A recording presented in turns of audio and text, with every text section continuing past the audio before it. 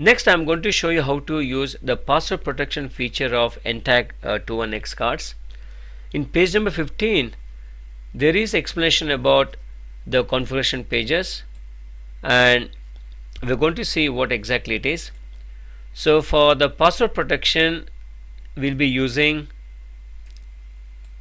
the auth 0 and the access byte. And if you just go further down, it explains what exactly this auth 0 is all about.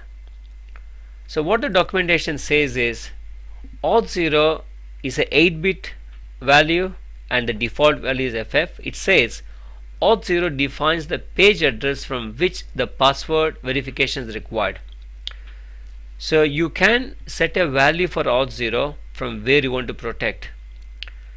The default value is FF, and what the document says is if auth 0 is set to the page address which is higher than the last page from the user configuration, the password protection is effectively disabled. That's exactly what it has happened now, because NTAG 210 has got 20 pages whereas auth 0 is set to the value FF. So that's the reason why we are able to write without any password authentication. And the next thing is there's a bit called the prot bit, PROT, it's called protection bit. This is a 1-bit value. The value 0 indicates write access is protected, and if it's 1, it says both read and write access is password protected. So depending on what exactly we want, we can have just password authentication for write only or password protection for both read and write. So let us see how to use this on the card. So let us see how to set password protection for NTAG. So the documentation says the configuration pages stores information about the password protection and how it's protected, as well as the password itself is stored as part of the configuration. So the configuration page 0 and 1 is at page 16 and 17, and the page 18 is where the password is stored. Any password is a 32-bit number, and you have to remember the password, otherwise you cannot use this card again. So first, before you set the password protection, you have to decide what is the password, and first you have to set the password. So to set the password, you can use this section called the password section, which is over here. You decide what the password is and then you click on the write. So I want the password to be as simple as 12345. 1234 is just a number, and write. So I know my password is 1234. Still we have not protected any of the pages, and as the documentation says, the password is protected by setting the value for auth 0, and we are going to protect everything from page 10 onwards. You cannot set the password for only selected pages, not possible. So when you say 10 here, anything from 10, everything from 10 to the end of the tag is password protected.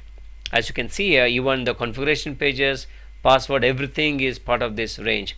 So set this to 10. I'm going to keep the prot value as 0, which is just write protection. So that means I can read without any password authentication. Write it. Yes. So what I've done is, if a page is password protected, I'm showing that with the value W under this column called prot. W means it is write protected. So I'm going to stop and start again.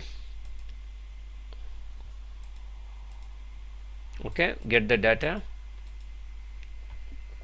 You can see that everything is from 10 on so password protected. So let us try to read, or sorry, you can read it.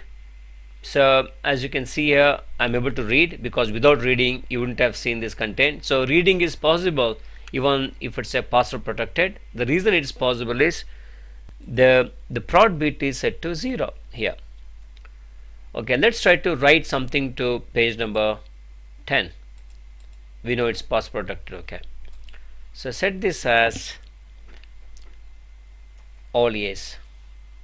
Okay, so write. Okay, we got a write failure. This is the at the bottom of the screen is what the actual message you get from the MFRC 522 library, but somehow we are not able to write, so there is a write failure, and the reason is it is password protected and we have to authenticate the page before we write it. So because there is a failure, you have to stop the card and start all over again. Fetch. Okay, so this time we have to first authenticate. You're not authenticating against a specific page, it's not possible.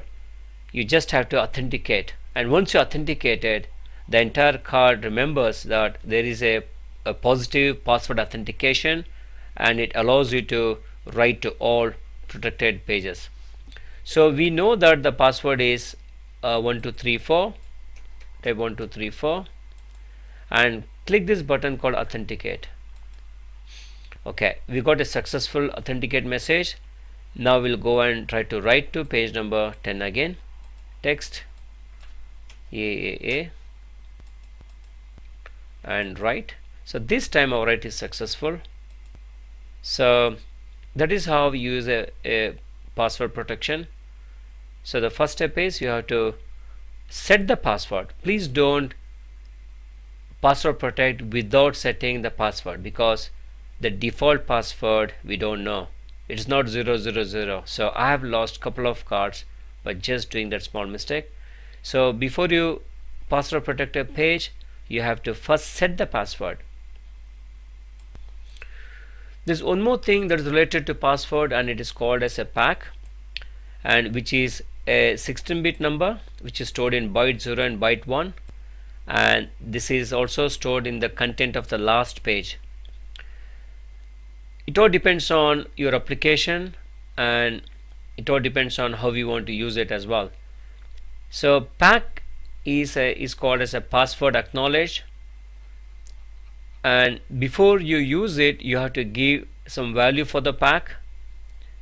And what the NTAG does is, after a successful authentication, it returns the value of the pack, and we can use this value to compare with any kind of data we have, and probably you can also make this part of the password verification process.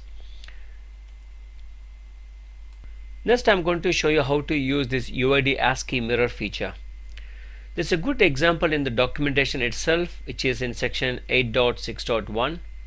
To put in simple words, Uid Mirror means the value of the Uid, which is a 7-byte value, is mapped to a page and a byte in the card.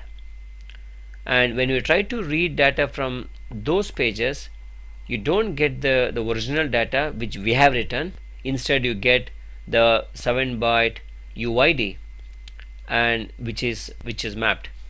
Say for example, here we have got the memory layout of a NTAG which carries the information, that is HTTP, WNP.x, all those things up to 000.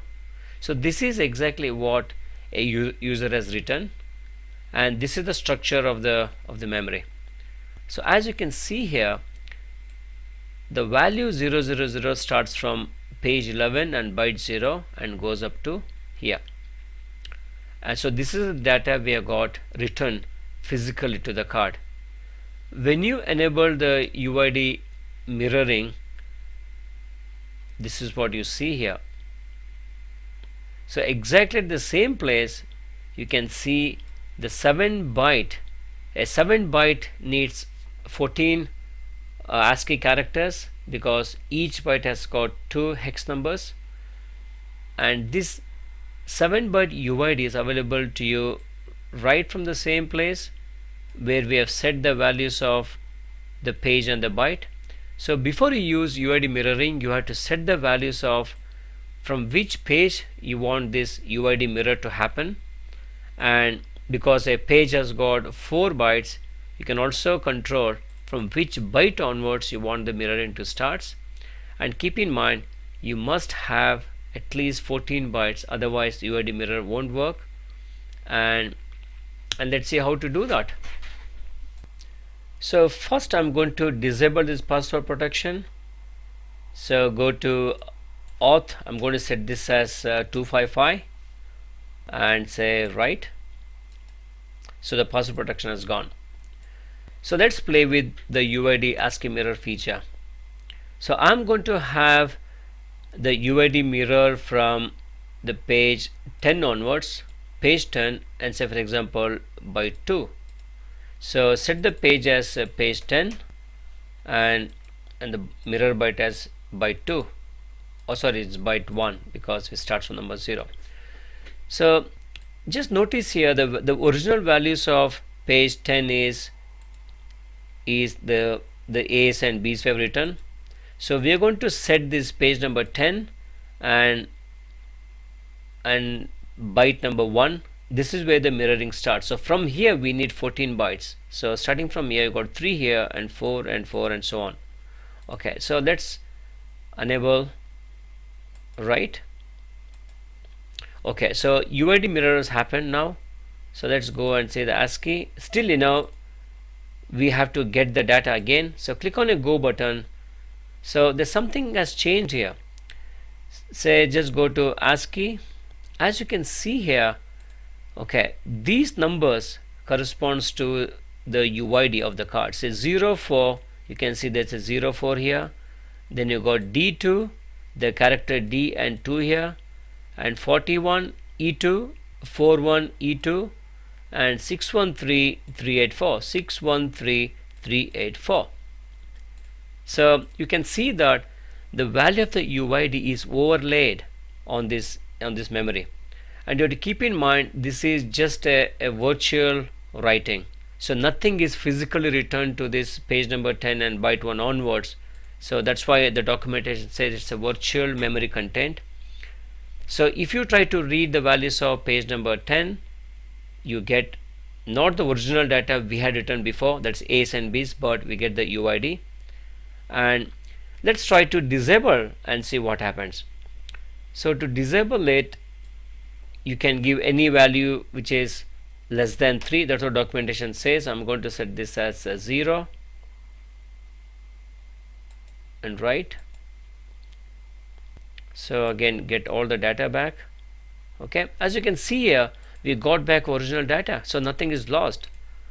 So that's how the Uid mirror works. So put in simple words, with the Uid mirroring, you can make the Uid accessible as part of the data.